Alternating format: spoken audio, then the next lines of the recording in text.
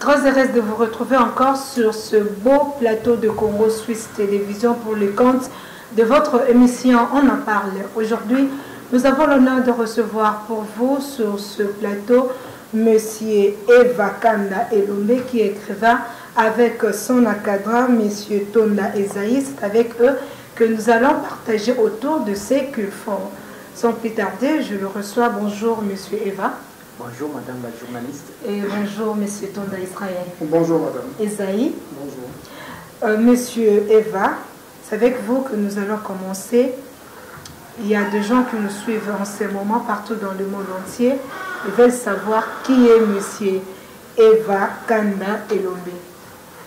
Merci beaucoup Madame la journaliste. De manière tout à fait synthèse, je peux dire quelque chose par rapport à ma personnalité, ma modeste personnalité d'ailleurs. D'abord, je suis d'abord Monsieur Kanda Elombe Eva, dont vous venez de faire allusion tout à l'heure par rapport à la présentation.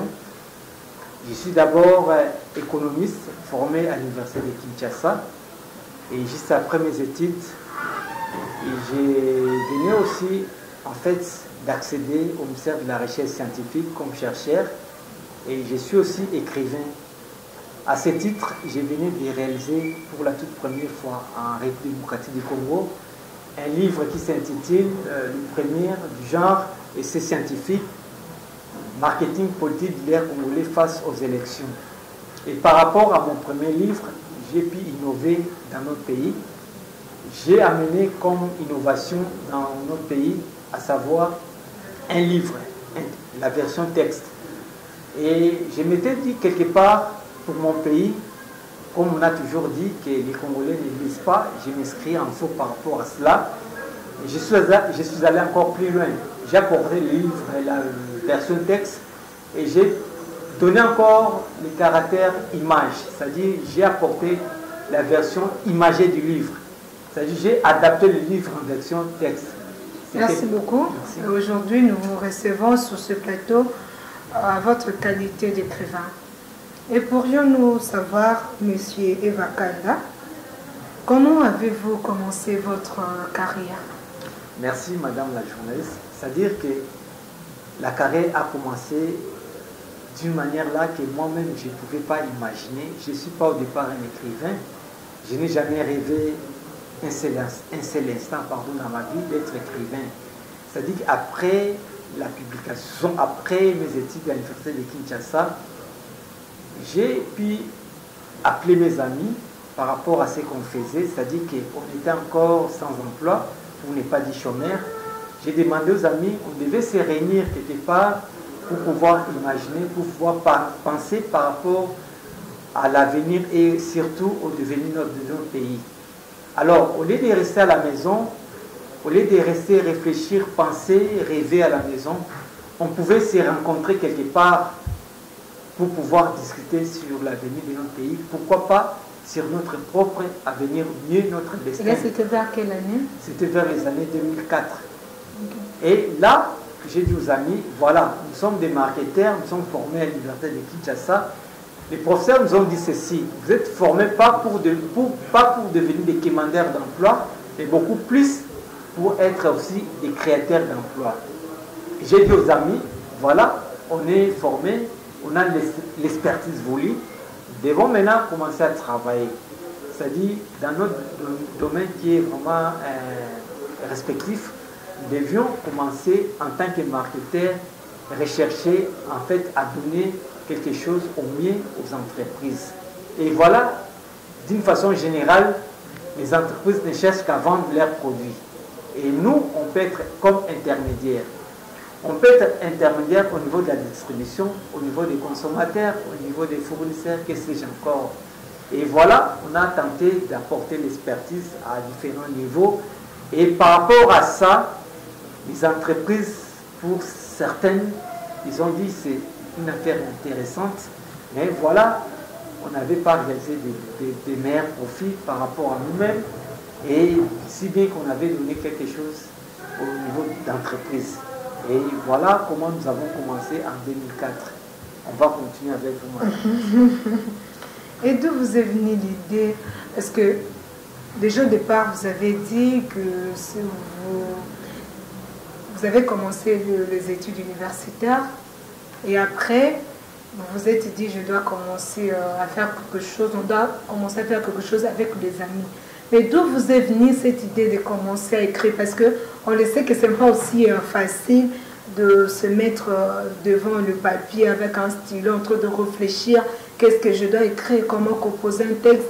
D'où vous est venue vraiment cette idée de commencer à écrire? Moi, j'estime que c'est une question tout à fait pertinente, madame. C'est-à-dire, je vous donne un peu la genèse. Quand j'ai commencé avec cet esprit de rassembler mes amis, qui sont en fait des économistes, actuellement, ce sont des employés pour des grandes entreprises, je ne saurais pas citer tous.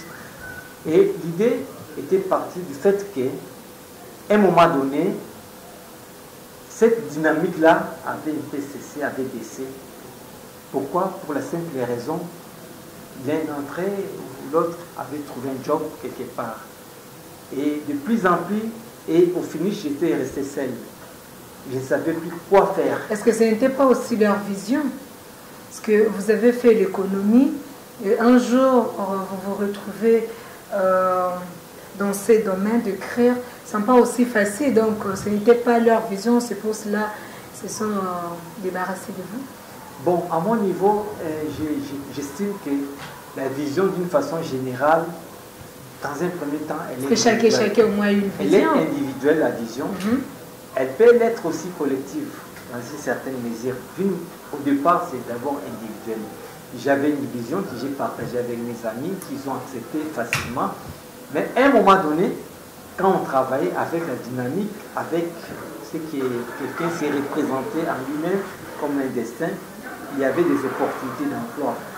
Et la plupart avaient estimé, quand on avait commencé la chose, il n'y avait pas un revenu important. Et quand vous parlez de la chose, j'espère qu'il y a d'autres qui ne vont pas vous comprendre. C'est quoi la chose? Ça dit, quand on avait commencé l'idée de mettre en place Universal Agency, qui était en fait mon organisation, à travers laquelle on devait commencer à vendre ce qu'on avait comme expertise. Qu'est-ce qu'on avait comme expertise? En fait, c'était le marketing, d'une façon générale. On appelle le marketing management. Et avec le marketing, ça vous permet de faire vendre les produits des entreprises. Ça vous permet de faire vendre les produits d'une institution publique. Ça vous permet de vendre les produits aussi bien d'une organisation qu'on appelle organisation non gouvernementale, à différents niveaux. Et le marketing n'est pas limité à ce niveau-là. C'est aussi au niveau des différents secteurs et au niveau planétaire. Et j'ai dit à mes amis, on pouvait avancer, on pouvait faire quelque chose. Voilà un peu ce que la nation nous a donné en termes d'expertise après la formation à l'Université de Kinshasa. On devait rendre ça par rapport à notre nation. Voilà un peu. Ok, merci beaucoup. Même si, bon, je ne sais pas s'il y a d'autres, je ne sais pas si M. Isaïe partage le même avis que moi, parce que vous encadrez M. Eva. Je ne sais pas, pour la première fois, comment vous vous êtes connus? Bon, c'est une histoire assez...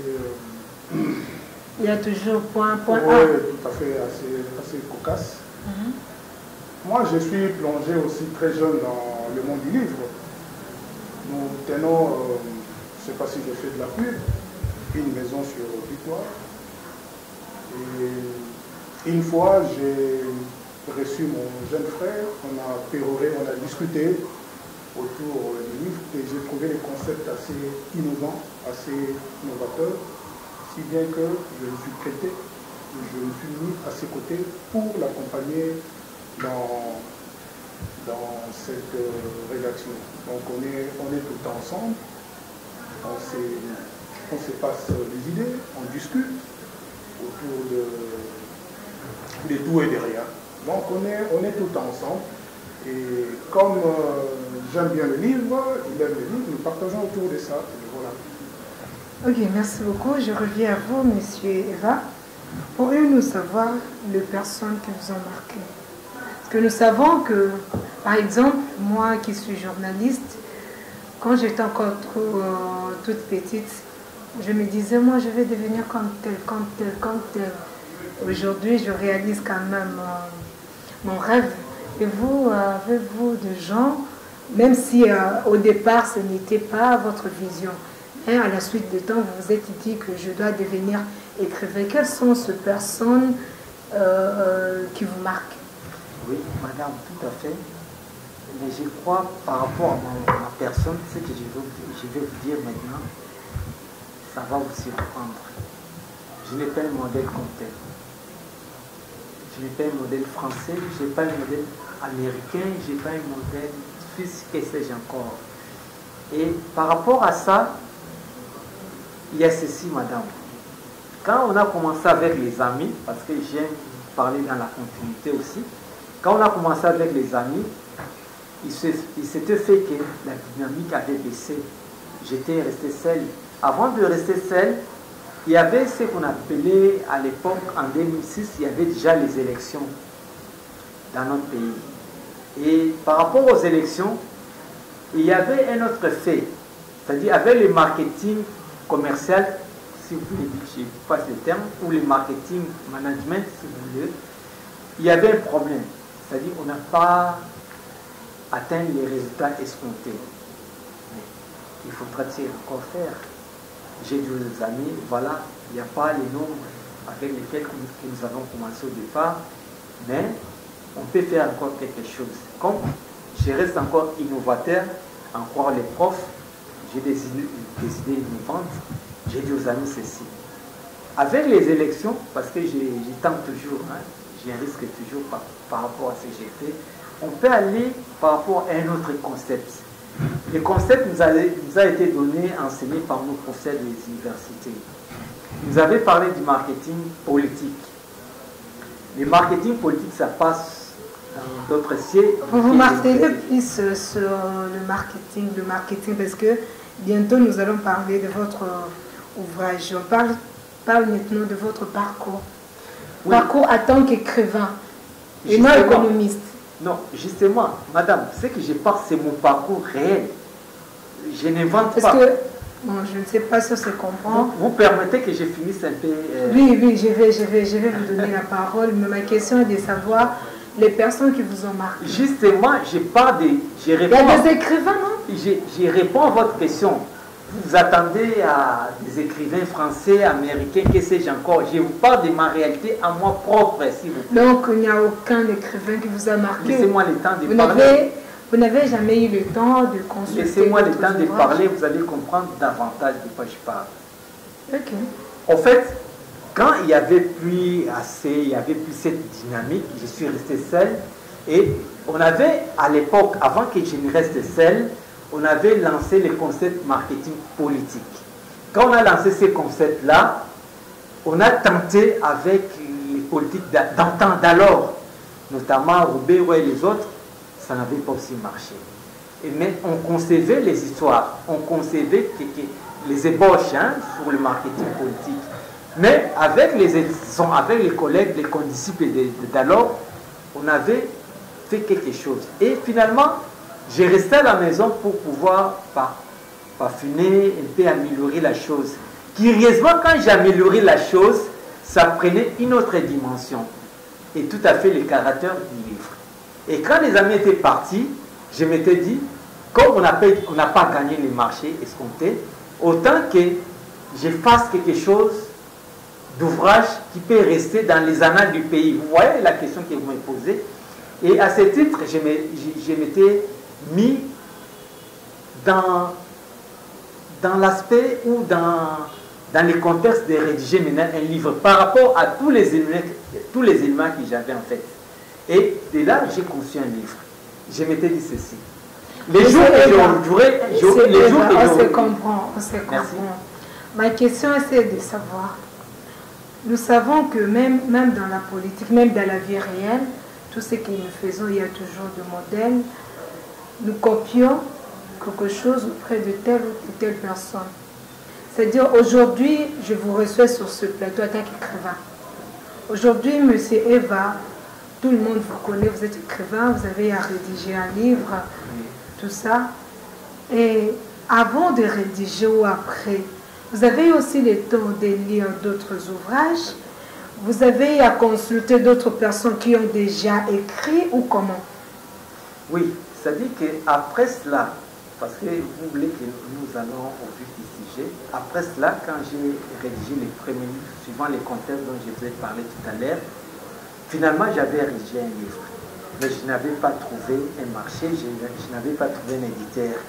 Mais il y a une personne qui j'estime beaucoup dans ma vie, c'est un directeur au ministère de la Recherche scientifique, qui m'a dit, voilà, on avait aussi à l'époque un ministre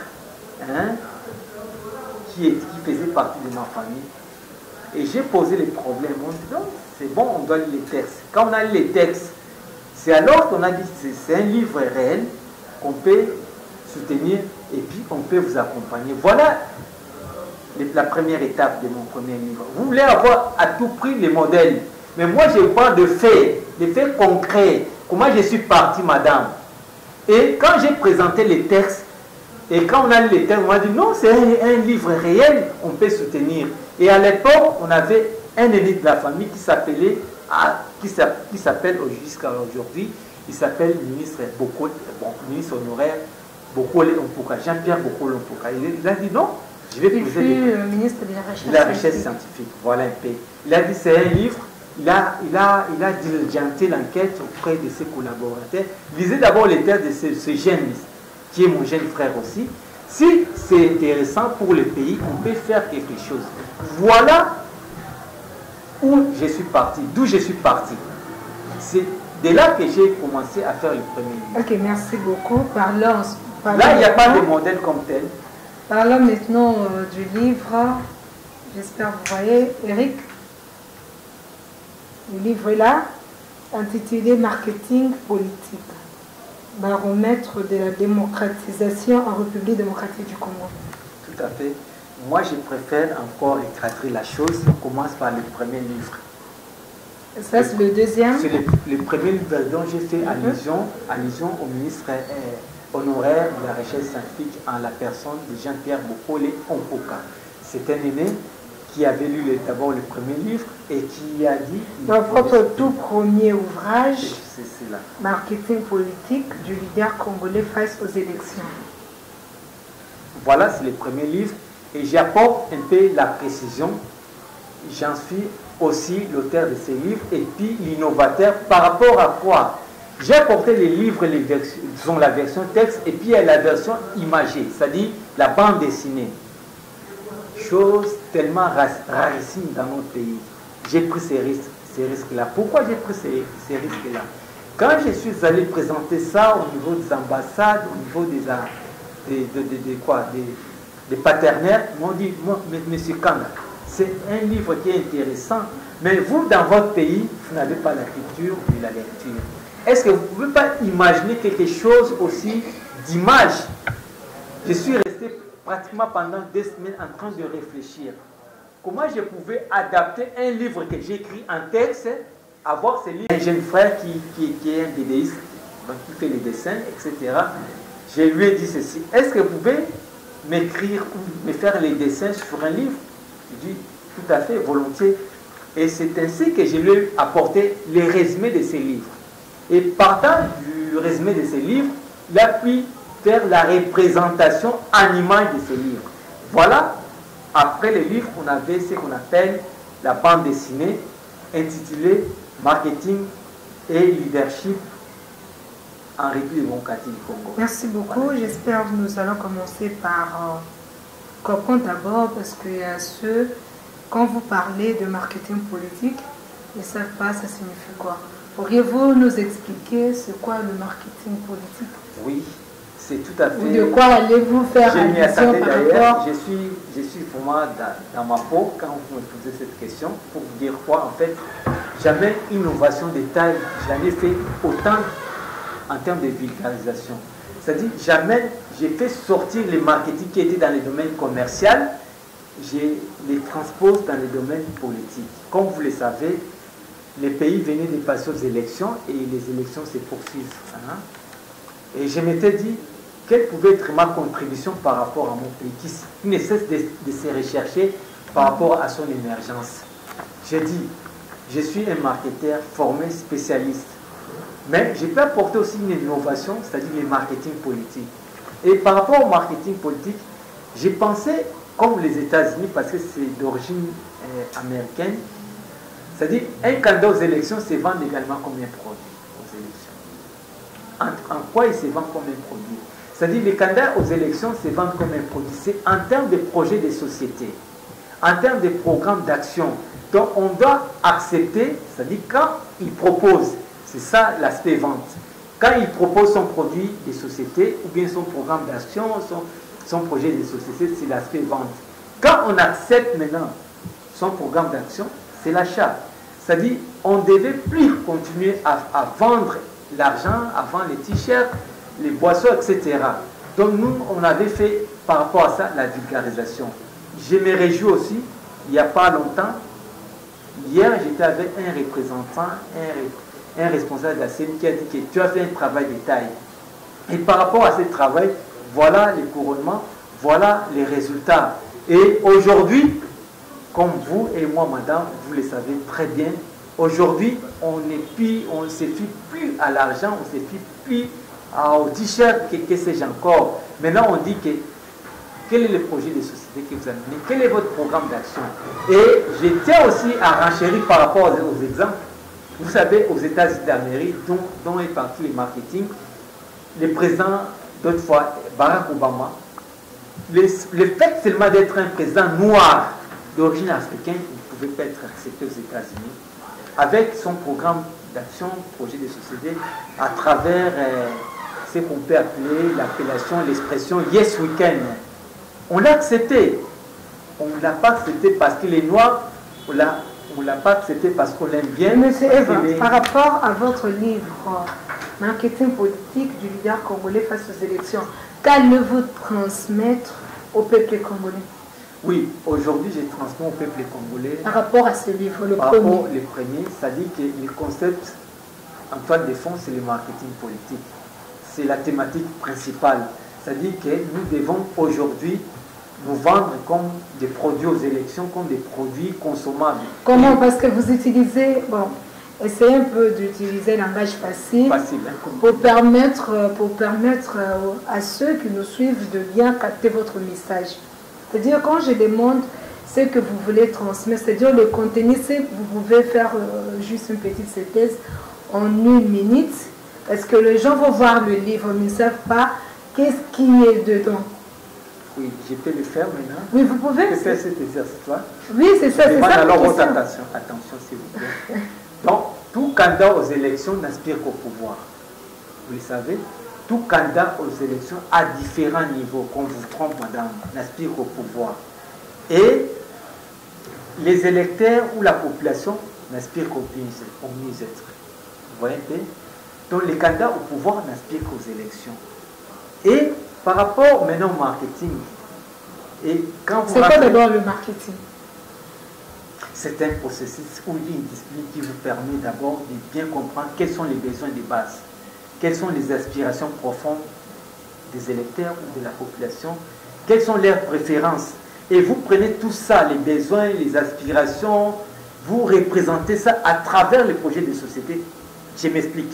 C'est-à-dire vous rentrez dans votre étude de marché des électeurs, vous commencez tout d'abord par comprendre quels sont les besoins dans votre circonscription électorale, dans le secteur de l'eau, dans le secteur de l'énergie, dans le secteur des transports, dans le secteur des logements, dans le secteur de l'énergie carbone avec l'espace vert.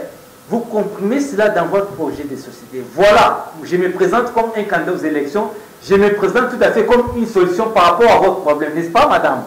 Vous allez vendre maintenant cela. Maintenant, les électeurs qui sont les prétendants, qui sont les potentiels candidats, qui sont les potentiels acheteurs de votre produit, ils vont voir s'ils vont rencontrer réellement les aspirations profondes de leurs besoins et ils vont maintenant, au finish, répondre à votre projet de société. Maintenant, madame, comprenez un peu, quand maintenant vous répondez à cela, il y a ce qu'on appelle la conciliation.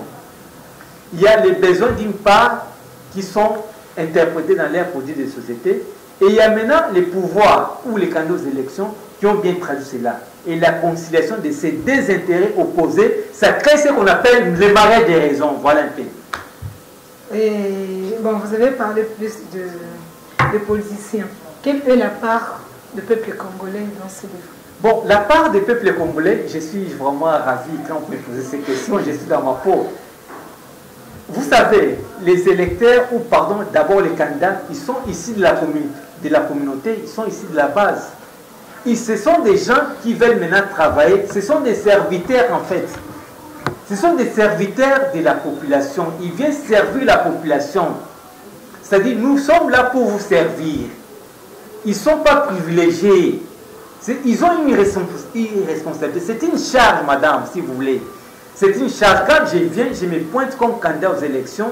Une fois que vous me donnez la confiance, j'ai répondu. Ma question est de savoir, moi je ne suis pas politicienne, je suis journaliste, et il y a nos mamans qui vendent dans des marchés. Oui. Quand nous leur recommandons d'acheter ce livre, quelle est leur part dans ces livres? C'est-à-dire en lisant les livres, est-ce que vous avez mis quelque part leurs intérêts, ou bien vous avez seulement parlé de nos politiciens? Encore à nouveau, je demande votre attention. C'est-à-dire, madame, nous avons fait en sorte, nous avons fait une enquête de terrain pour pouvoir jauger les besoins de la population. Voilà ce que la population pense de leurs prochains dirigeants. Voilà ce que la population aimerait voir pour la prochaine gouvernance. Nous avons interprété ça à travers cet ouvrage ou les deux ouvrages. J'ai parlé de ces deux ouvrages plus tard. Mais maintenant, la population, elle s'était exprimée à travers mes ouvrages que j'ai pu traduire à travers mes enquêtes. Voilà dans les domaines de l'eau. Voilà ce que la population exprime. Voilà dans les domaines de l'électricité. Voilà dans les domaines des transports. Voilà dans les domaines des logements. Voilà dans les domaines de l'espace vert. Voilà dans tout autre domaine que sais-je encore. La population s'était exprimée que j'ai pu traduire dans mes enquêtes sur terrain. Voilà un peu les réactions de la population. Maintenant, la population, quand vous êtes politique, quand vous êtes candidat aux élections, prenez ce qui se trouve dans les ouvrages, interprétez ça pour les besoins de la population. Voilà un peu. Ok, nous recommandons à tout politicien, vous qui envisagez de devenir politicien, c'est le moment de lire. Il y a un ouvrage, je fais déjà le marketing. Tout à fait. C'est payant, non? Tout à fait, madame. Merci. Merci beaucoup. Vous qui envisagez de devenir politicien, c'est le moment de vous en procurer cet ouvrage. Ça va vous permettre de comprendre le besoin de la population de la base. Merci beaucoup. Oui, monsieur Israël, par rapport au premier ouvrage. Je voulais faire un petit commentaire par rapport à ce premier ouvrage. En fait, l'ouvrage est destiné beaucoup plus aux politiciens, à l'acteur politique, à l'homme politique. Effectivement, nous avons vu dernièrement les élections qui venaient de se passer. Les vieux routiers, certains anciens politiciens ont connu complètement une déroute, tout simplement parce qu'ils ont manqué cette approche marketing à proposer au peuple. C'est un ouvrage que nous recommandons instamment et de manière tout à fait, je pourrais marteler, de manière tout à fait aux politiciens. Je crois que tout politicien soucieux d'approcher son peuple, d'approcher sa base, s'il s'inspirait de ces principes qui sont contenus là-dedans, je crois qu'il peut arriver à devenir un homme. Merci beaucoup. Passons au deuxième ouvrage pour terminer. J'ai l'ouvrage ici avec moi, intitulé toujours marketing politique, mais avec un autre thème, baromètre de la démocratisation en République démocratique du Congo. Monsieur Eva? Oui, c'est l'ouvrage qui, parfois, quand... Bon, commençons d'abord avec le mot-clé, hein, parce que quand nous faisons le travail de fin de cycle, hein, de fait d'études, on nous demande toujours de commencer par le mot-clé. En ce moment, il y a pas mal de gens qui nous suivent, ils doivent aussi comprendre vraiment le sens de mots que vous utilisez. Donc commençons par baromètre après la démocratisation. Baromètre, c'est quoi? C'est simple, madame, ne vous en faites pas, c'est pas aussi mystique. Quand on dit baromètre, c'est simplement pour dire un instrument qui vous permet de jauger, c'est-à-dire de voir l'évolution de la démocratie, dans notre pays. Est-ce que la démocratie évolue correctement? Est-ce qu'elle n'est pas en évolution? Ainsi de suite. Voilà un peu. J'ai pu utiliser cela pourquoi?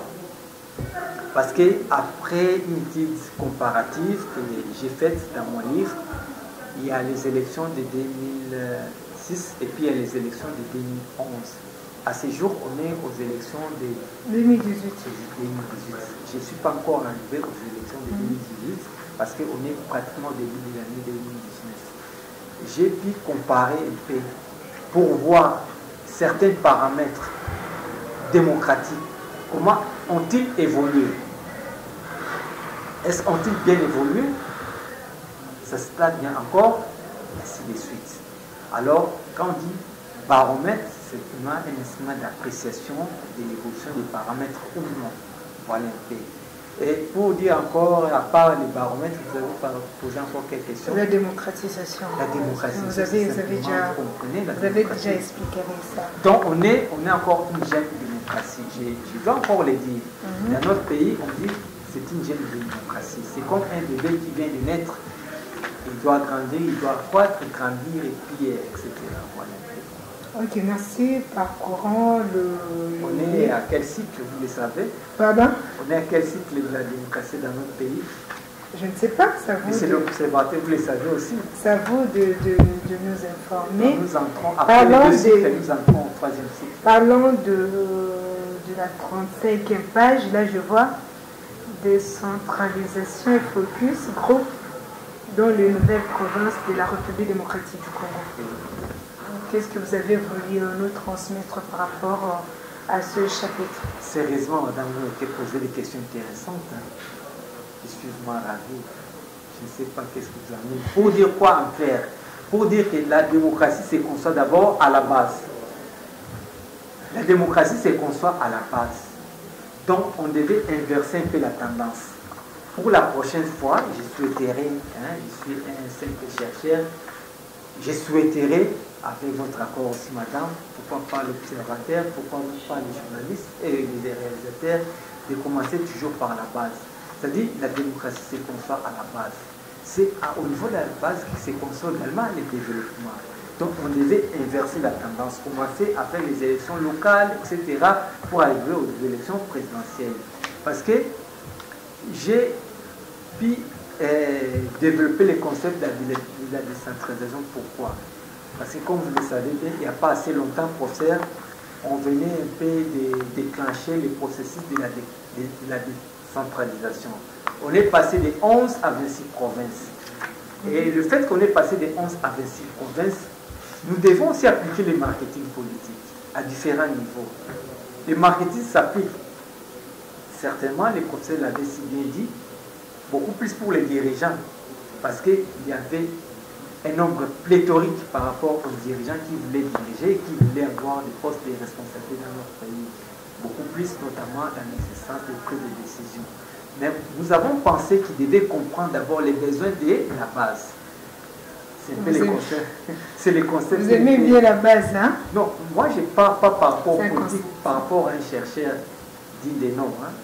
C'est-à-dire qu'il y a un problème réel. Je ne sais pas si vous faites partie de quelle province, mais réellement, il y a des problèmes chez vous. J'ai pu développer ce qu'on appelle enquête au format de focus group. J'ai pu développer à travers cette enquête, en fait, j'ai développé sur les 26 provinces. Et c'est un peu des ressorties. Quels sont les problèmes qui sont un peu récurrents dans différentes provinces? J'ai relevé ces provinces que j'ai interprétées dans les résultats de mon focus group. Vous verrez à la fin de cet ouvrage, il y a les résultats à travers les focus group. Pour par exemple la province de Maïdom, qu'est-ce que les gens en parlent? Pour la province de Congo central, qu'est-ce que les gens en parlent?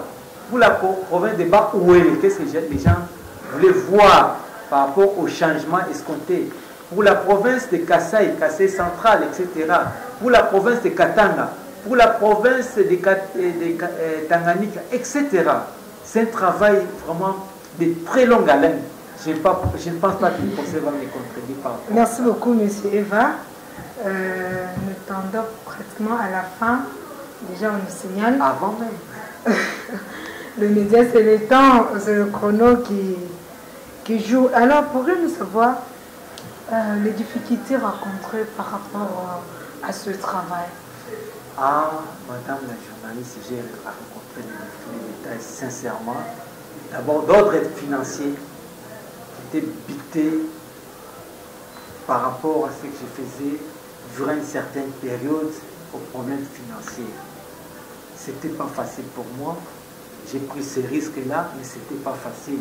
Aujourd'hui, vous me recevez à votre plateau de télévision, YouTube, que sais-je encore, mais c'était pas facile. J'ai pris les risques-là parce que j'aime bien mon pays. Je voudrais donner ma petite contribution. Et voilà, aujourd'hui, j'ai un résultat. J'ai pu vous le dire. Et on va présenter ces jours un diplôme d'honneur qui m'a été donné le 3 mars de cette année par une organisation itinérante de la Belgique, dirigée des maîtres par M. Eric Manzaka. Ils ont lu mes livres, notamment le deuxième livre dont vous venez de faire allusion, qui est paru sur le site Amazon. Et dans ce site, je suis parmi les meilleures ventes actuellement au monde. Alors, ils ont pensé vraiment honorer les leurs, c'est-à-dire un digne fils des pays qui fait un travail remarquable dans notre pays. Je pense aussi à vous, madame, vous penserez aussi à moi, peut-être plus tard. Voilà ce qu'ils ont pensé pour moi, c'est un diplôme de mérite, c'est un diplôme d'honneur, dont je rends aussi honneur d'abord à l'éternel Dieu, Jésus-Christ de Nazareth, et puis à l'encadré qui m'a toujours accompagné, l'apôtre de l'Union, sans oublier les professeurs qui est avec moi, M. Esaïe Tunda, et tous les autres qui ne cessent également de m'accompagner. J'ai pensé... Bon, je vais vous donner la parole à la fin, M. Esaïe. S'il faut faire l'autocritique de M. Eva Kanda, même si vous êtes son encadreur. De sa publication ou de la personne? De sa personne et de sa publication. Vous combinez les deux. Bon, écoutez, j'ai découvert en cet homme un potentiel énorme, si bien que nous avions résolu effectivement de le soutenir. Nous sommes une grande maison de distribution de livres au Congo. Il y en a pas avec positivité en fait les critiques qui seront émises pour les livres. Merci beaucoup. Un mot de la fin. Le mot de la fin, ben, écoutez, je remercie d'abord Congo Suisse Télévision.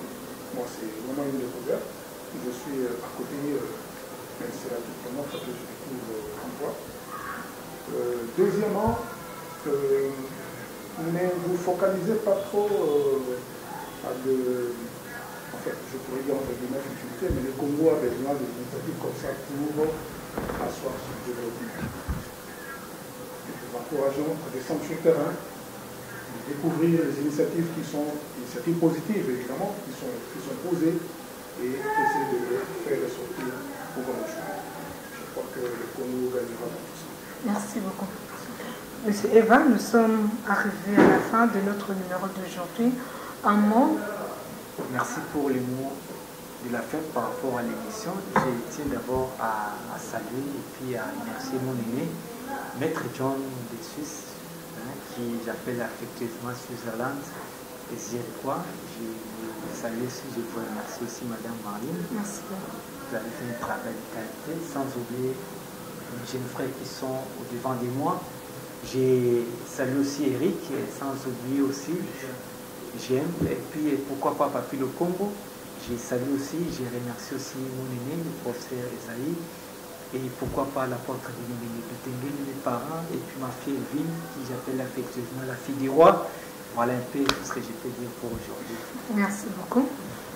C'est la fin de notre numéro d'aujourd'hui. Merci à tous de nous avoir suivis. Je crois, où pourrions-nous trouver ce livre? J'allais oublier. Tout à fait, c'est tellement pertinent. Il y a des possibilités. D'abord, ceux qui sont en dehors du pays, ils peuvent trouver ces livres en ligne, en vente en ligne, disponibles sur le site Amazon, www.amazon.fr/Candelombe Eva. Mais à Kinshasa, il y a la maison du savoir du livre, où vous verrez le professeur Isaïe, et juste sur Victoire numéro 3, le rond-point Victoire, il y a un rayon, c'est pratiquement une alimentation du livre, dont une grande première en République démocratique Congo, dont je conseille également à tous les lecteurs du livre, pourquoi pas. Et je vous dirais aussi que notre pays a besoin des idées, des innovations. On ne peut pas développer ces pays avec les antivaleurs, s'il vous plaît madame. C'est avec des connaissances sûres et avec des nouvelles connaissances qu'on peut avoir facilement dans les livres. Voilà. Merci beaucoup. Je crois, je recommande à vos peuples congolais partout où vous vous retrouvez. Vous avez une vision de devenir politicien. C'est le moment de vous préparer. N'attendez pas 2023 pour venir vous embrayer. C'est le moment, tout se prépare.